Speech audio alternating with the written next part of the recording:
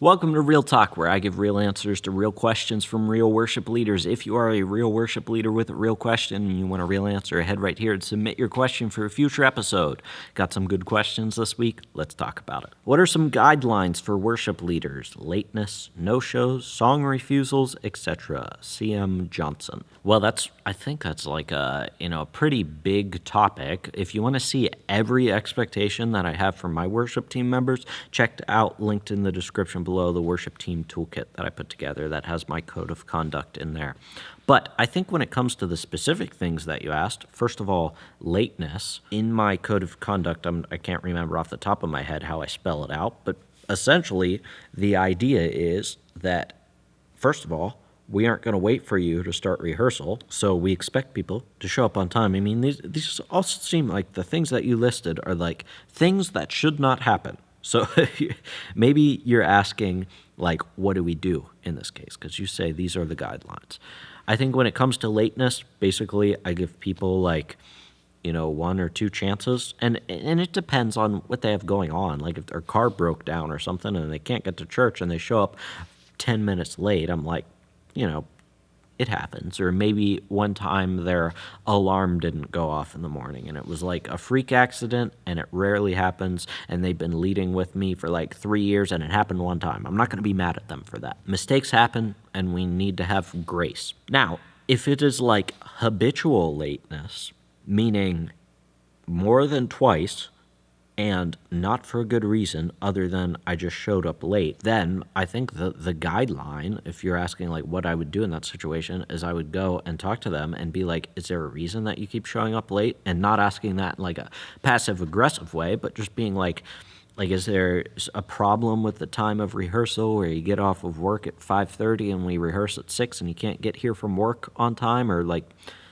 what's going on? So I would check and clarify with them, why are you late all the time? And if I find out that the reason is not a good reason and they're just showing up late because they're late to things normally, then I'd probably talk to them about how, we don't want to waste other people's time. And whenever somebody shows up late to rehearsal, then we got to wait for them because they're an essential part of the team, at least for that Sunday, whenever they're scheduled. And if they're not going to show up on time, then we've got to wait for them, and then it adds 10 minutes to the people who do show up early. So it's really about respecting other people's time.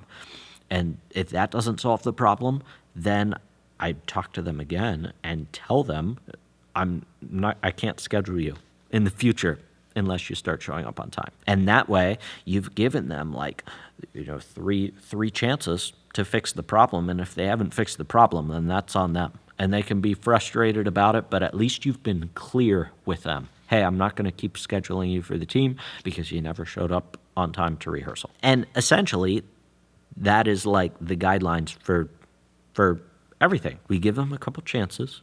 We don't just automatically put our foot down and say you're off the team. We show grace a couple times. We seek clarity. Hey, what's the problem? Why is this happening? Is there something I can do to help? Why don't you ever learn your songs for rehearsal? There's a moral failing in your life that is in conflict with the expectations that we have for worship team members.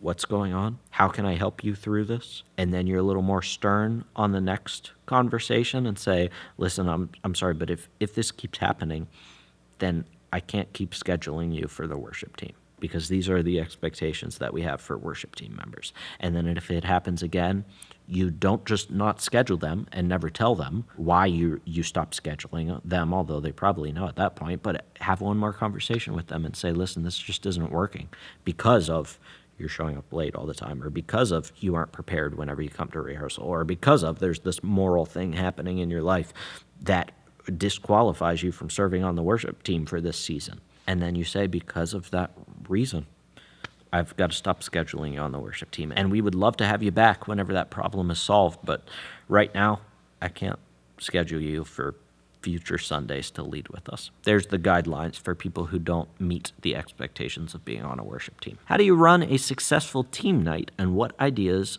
do you have of what that could look like? We have monthly team nights and have been alternating between socials and upskill nights. We found doing a music practice / new song night didn't work because we have too many people on certain instruments, so people weren't getting much playtime. We want to challenge our team members to upskill, but not sure how to do that on a team night. I don't have many contacts who could come do workshops. Rachel. I love that you want to develop your worship team members and not just let them continue on at the same skill level that they've been at, or even the same relational connection that they've been at, and just keep it surface level. And I really like that idea of alternating between social nights, as you call them, or what I would call like relational nights. I assume you have like dinner and a game or something that you do, whatever. I think that those are healthy times, and that those are usually when teams grow relationally, like take the next step relationally together, where they actually become friends. Because if you're only ever working in your worship ministry, meaning you're coming to worship rehearsals and you show up and you run through the songs, and we want to do like a devotional with our worship team and have a little bit of relational time during our worship rehearsals, but like those big leaps of relational currency come whenever we have these nights like you're talking about, where we get together with no other expectation of we've got to prepare for Sunday and, do all of this other stuff. We just come and we're going to hang out together. And that's when the conversations open up. We get to know each other better. So I just want to affirm you that you are moving in the right direction. And same thing for the what you call upskill night, training our team. I assume you're talking about musically because you're talking about new songs and stuff. So helping them become better musicians, super important. So what are some things that you can do on those nights? Well, let's talk about the social or relational side first. I think, and here's the thing, like, I don't think we have to make it as complicated, especially when it comes to the social side of things. People know how to interact with each other. You don't have to have like this grand, elaborate plan every time that you get together for one of these. Like, legitimately, if you just had dinner together on a semi-regular basis with your team, I bet they would love that. Maybe you plan something else. Maybe you do some board games. Maybe you go on a hike. Maybe you have a trivia night or something with your team. Just don't. The overarching principle is don't put too much pressure on yourself. When it comes to social events, what do you do with your friends? You get together, you hang out, figure out what common interests people in your group have, lean into those common interests, do them together, and you share a meal, and you play some games. Like, if you're just looking to build relationships, that's how you do it. Have a barbecue and play cornhole and can jam and all those yard games in someone's backyard. Whatever makes sense for your specific context of your church. But the long and short of it is eat together, do something fun together, and then just be like, you know what, just this act of us being together is building relationships together. Now, when it comes to the worship team development side, whenever it's like improving our musicianship, I would say, first of all, you can even expand it beyond that and do like theological training, because I don't just want to reinforce to my team that we're just here to play music, although that is important and you can have those nights. I'm not saying that there's anything wrong with that. Have time to develop your musicianship. That's important too. But I don't miss out on the theological side as well. So when it comes to musicianship, I think Paul Baloche has a bunch of great worship team workshops on YouTube when it comes to the musicianship side of things. So definitely check those out. I mean, they're like, I forget how long they are, but they're definitely like under an hour. They might even be shorter than that. I can't remember. But those would be great to watch with your worship team. Just type in Paul Baloche worship team workshop. You'll find those pretty quickly on YouTube. So you can do that. I think another powerful thing that you could do would be, especially it sounds like you have a lot of musicians playing the same instruments, would be like to break them up. And then the thing that I found most beneficial for my worship team members is to get them to start thinking musically about the music that they hear. So take a song that your worship team does frequently and have your team members even split them out into their own individual musicianship groups, have all the guitars together together, all the acoustic guitars together, the keyboards together, whatever it is, vocalists together, and have them just sit down and listen to that song, whatever, like the original recording of whatever song you're leading, and tell them, I want you to listen for where your part comes in, where your part cuts out, and what part they're actually singing. And have them start to hear that and hear how it interacts with all of the other instruments. And as they listen to that, it won't just be about them becoming a better musician, playing the right notes and so on and so forth, because honestly, that sort of stuff is like a personal, private development that we need to do if we want to get better at playing our instruments. So when we come together, we're probably not just going to be learning our individual instrument together, but we're going to actually be learning how to play together. And so they can hear their specific part in the context of the whole song. Remember, ask them, when does your part come in? When does it cut out? And what's being played? And you could even go a step further and ask, how does that interact with the other instruments in this specific arrangement of the recording that we're listening to? And you could have, a 20-minute, 30-minute conversation just about that. If you get a bunch of electric guitar nerds in a room together and they start talking about that, they're going to be talking about tone, they're going to be talking about chord voicings, they're going to be talking about whatever.